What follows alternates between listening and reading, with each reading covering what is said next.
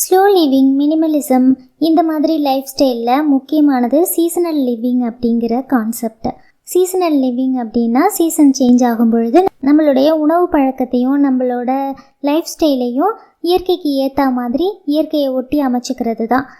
அப்படின்னா என்ன, அதில் என்னென்ன பெனிஃபிட்ஸ் இருக்குது அப்படிங்கிறத எனக்கு தெரிஞ்ச விஷயங்களை இந்த வீடியோவில் ஷேர் பண்ணியிருக்கேன். ஹாய் வெல்வெட்டீஸ், நான் உங்கள் மானஷா. காலையில் எழுந்தோன்னையும் நம்ம மனசில் தோன்ற முதல் விஷயம் என்ன தெரியுமா? இன்றைக்கி என்ன சமைக்கிறது, என்ன சாப்பிட்றது. ஆனால் சீசனல் லிவிங் ஃபாலோ பண்ணோன்னா நமக்கு இந்த பிரச்சனையே கிடையாது. சீசனே பார்த்துக்கும், நமக்கு தேவையான ஃபுட்டெல்லாம் அதுவே கொடுத்துரும்.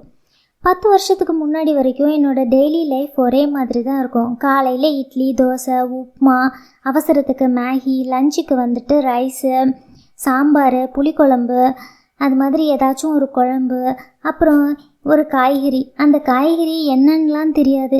சில சமயம் காய்கறின்னு சொல்லிட்டு உருளைக்கிழங்கெல்லாம் சாப்பிடுவேன். அதுக்கப்புறம் நைட்டுக்கு சப்பாத்தி, ஓட்ஸு, இதெல்லாம் வெயிட்டை குறைக்கும் அப்படின்னு நம்பி அதையெல்லாம் நான் சாப்பிட்டுட்டு இருந்தேன். என்னோடய மளிகை லிஸ்ட்லேயும் எந்த சேஞ்சஸும் இருக்காது. என்னோடய ஹார்மோன் லெவல்ஸும் மாறாது, என் வெயிட்டும் குறையாது. வாரம் தான் ஷாப்பிங் போவேன். அப்போல்லாம் பட்ஜெட் போட்டு ஒரு லிஸ்ட் மாதிரி எழுதி எடுத்துகிட்டு போவேன். லிஸ்ட்டில் காய்கறிகள் அப்படின்னு போட்டு அதுக்கு ஒரு அமௌண்ட் போட்டு வச்சு எடுத்துக்கிட்டு போவேன். சில சமயம் ஏதாச்சும் அவரைக்காய், புடலங்காய், கேரட்டு, பீன்ஸுன்னு வாங்கிட்டு வருவேன். சில சமயம் வெறும் தக்காளி, இஞ்சி, பூண்டு இதுக்கே 300 ரூபா வந்துடும். ஸோ காய்கறி எதுவும் வாங்காமல் இதை மட்டும் வாங்கிட்டு நான் வீட்டுக்கு வந்துடுவேன். ஆனால் அதை வச்சு ஒன்றுமே சமைக்க முடியாது இல்லையா? அது இல்லாமலும் சமைக்க முடியாது. ஸோ ஒரு மாதிரி டிஃப்ரெண்ட்டாக வேகாக ஃபீல் ஆகும். அதுக்காக நான் காய்கறி வாங்கும்போது காய்கறி விலை ஜாஸ்தியாக இருக்கிற மாதிரி தோணும். இதை வச்சு பணமும் சேவ் பண்ண முடியாது. நம்ம மெனு தான் மாறலையே தவிர சீசன் மாறிட்டே தான் இருக்குது. இப்போது வின்டர், போன மாதம் மழை பெஞ்சுது, அப்புறம் கோடை காலம் வரும். இது மாதிரி நம்மளை சுற்றி எல்லாமே மாறுது. நமக்கு கிடைக்கக்கூடிய பழங்கள், பூக்கள், நம்ம பார்க்கக்கூடிய பறவைகள், நம்ம கேட்குற சத்தங்கள் எல்லாமே சீசனுக்கு தகுந்த மாதிரி மாறுதில்ல. அதை பொறுத்து தான் அந்த காலத்தில் முன்னோர்கள் எல்லாம் விசேஷங்களையும் விரதங்களையும் ஏற்படுத்தி வச்சுருந்தாங்க. ஆனால் நம்ம இப்போ அதெல்லாம் ஃபாலோ பண்ணுறதே கிடையாது. எப்போதுமே நம்ம ஃபோர்ஸ் பண்ணி மழை, வெயில், பனி எல்லாத்துலேயுமே ஏசி ரூம்லேயே இருந்துக்கிறோம். அதே சாப்பாட்டையே சாப்பிட்டுக்கிறோம். என்ன வேணால் ட்ரெஸ் பண்ணிக்கிறோம். நமக்கு 365 நாளும் ஒரே மாதிரியே நம்ம மெயின்டைன் பண்ணிக்கிறோம். அதனால் நேரம், காலம், வருஷம் தெரியாத மாதிரி ஒரு லூப்பில் கூட நம்ம மாட்டிக்கிட்டு முழிச்சிட்ருக்க மாதிரி இருக்கும். சீசனோடு சேர்ந்து அவங்களோட ஹாபி, விளையாட்டு இதெல்லாம் கூட மாறுனுச்சு. இப்போ கோலம் போடுவாங்க, அப்புறம் ஜல்லிக்கட்டு, கபடி, இந்த மாதிரி ஏதேதோ அந்த காலத்தில் பண்ணியிருக்காங்க. ஆனால் நம்ம ஒன்றும் பண்ணுறதில்ல. பழைய காலத்தில் பெரியவங்க இயற்கைக்கு எதிராக விவசாயம் பண்ணலை. அதனால் அந்தந்த சீசனில் விளைஞ்சதை மட்டும்தான் சாப்பிட்டாங்க. இயற்கையே அந்தந்த சீசனை சமாளிக்கிறதுக்கு நமக்கு சில உணவுப் பொருட்களை தருது. கோடையில் தர்பூசணி தருது, இப்போ கிழங்கு வகைகளை தருது. இப்போ குளிராக இருக்கிறதுனால நமக்கு அதிகமாக பசிக்கிற மாதிரி இருக்கும்.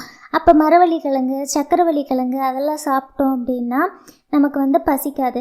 அது மாதிரி அந்தந்த ஊருக்கு தகுந்த மாதிரியும் சில உணவுப் பொருட்கள் வளரும். அது அந்த ஏரியாவில் மட்டும்தான் கிடைக்கும். அது அந்த வெப்பநிலையில் மட்டும்தான் வளரும். அந்த மாதிரிலாம் இருக்கும். அதெல்லாம் கூட அங்கே வாழ்கிற மனிதர்களுக்கு அந்த ஊரோட காலநிலையை சமாளிக்கிறதுக்காக தான் அப்படிலாம் விளையுது. இப்போ கிடைக்கக்கூடிய கிழங்கு வகைகளையே நம்ம பிரேக்ஃபாஸ்ட்டு, டின்னருக்கு எல்லாமே யூஸ் பண்ணிக்கலாம். சக்கரவள்ளி கிழங்கையே பாயில் பண்ணி நம்ம சாப்பிட்டுக்கலாம் பிரேக்ஃபாஸ்ட்டாக. அந்தந்த சீசனில் கிடைக்கக்கூடிய விளையக்கூடிய கிழங்கையோ, காய்கறியையோ, பழங்களையோ நம்ம அன்லிமிட்டடாக சாப்பிட்டாலும் நமக்கு ஒன்றுமே பண்ணாது. மாம்பழ சீசனில் எவ்வளோ மாம்பழம் வேணாலும் சாப்பிட்லாம், அது எதுவுமே பண்ணாது. சீசன் தவறி சாப்பிடும் பொழுது நமக்கு ஏதாவது ஒரு பிரச்சனையை உண்டு பண்ணும், கொஞ்சம் அளவில் சாப்பிட்டா கூட. சீசன் டைமில் பார்த்தா கொய்யாக்காய், மாங்காய், முருங்கைக்காய் இதெல்லாம் நம்ம வீட்டுக்கு பக்கத்துலேயே நிறைய காய்ச்சிருக்கும். ஸோ வீட்டுக்கு பக்கத்தில் இருக்க தோட்டத்துலேருந்தே மார்க்கெட்டுக்கு வர்றதுனால விலை ரொம்ப கம்மியாக இருக்கும், ஃப்ரெஷ்ஷாக இருக்கும். தென் நம்ம வீடுங்களில் விளையிறது கூட அவங்க வீட்டு தேவைக்கு அதிகமாக இருக்கிறத அக்கம் பக்கத்துலேயே விற்க ஆரம்பிச்சிருவாங்க. அதெல்லாம் பெருசாக லாபம் வச்செல்லாம் விற்க மாட்டாங்க. ஏதோ எடுத்துகிட்டு போனால் போதும்னு கரெக்டாக எடை போட்டெல்லாம் கூட கொடுக்க மாட்டாங்க. நம்ம சீசனல் காய்கறிகளை வாங்கும் பொழுது எங்கே பார்த்தாலுமே அது கிடைக்கும்.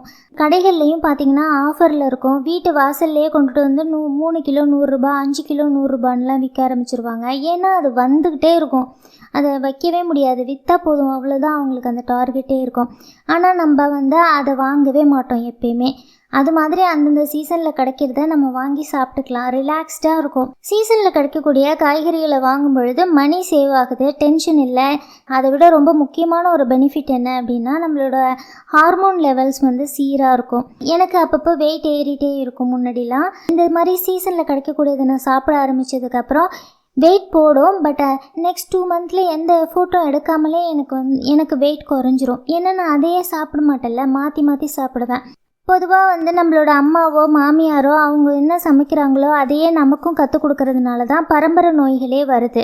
இது மாதிரி சீசனுக்கு தகுந்த மாதிரி மாற்றி மாற்றி சாப்பிட்டோம் அப்படின்னா அந்த பிரச்சனையும் இருக்காது. ஒரே மாதிரியான சாப்பாடை சாப்பிடும்போது ஒரே மாதிரியான பிரச்சனைகள் நம்ம உடலில் ஏற்படும். அது வழி வழியாக தொடரவும் செய்யும். சீசனில் கிடைக்கக்கூடிய மாங்காய், நெல்லிக்காய் இதெல்லாமே விலை கம்மியாக இருக்கும்போது வாங்கி நம்ம வத்தல், வடகம், ஊறுகாய் மாதிரி செஞ்சு அதுக்கப்புறமும் யூஸ் பண்ணிக்கலாம். நம்ம வீட்டை சுற்றி எப்போதுமே கீரை, முருங்கைக்காய், இஞ்சி, தக்காளி, மிளகாய் இதெல்லாம் ஈஸியாக வளர்ந்துடும். அதெல்லாம் நம்ம வளர்க்குறதுக்கு ட்ரை பண்ணலாம். அது மூலமாகவும் நமக்கு ஏதாச்சும் ஒரு காய்கறி கிடச்சிட்டே இருக்கும், கீரை இருந்துக்கிட்டே இருக்கும் நம்ம வீட்டில்.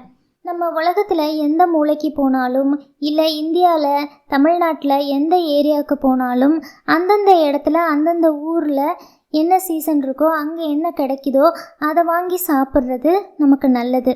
இது காய்கறின்னு மட்டும் கிடையாது. சில இடங்களில் கடல் மீன் நிறையா கிடைக்கும், சில இடங்களில் ஆற்று மீன். அந்தந்த இடத்துல எது ஸ்பெஷலோ அதை நம்ம சாப்பிட்டோம் அப்படின்னா அந்த இடத்துக்கு தகுந்த மாதிரி நம்மளால் வாழ முடியும். இப்போது எல்லா சீசன்லேயும் எல்லா காய்கறிகளுமே கிடைக்கிது. முன்னாடிலாம் புளினா அது ஒரு மே மாதமோ என்னவோ வரும்.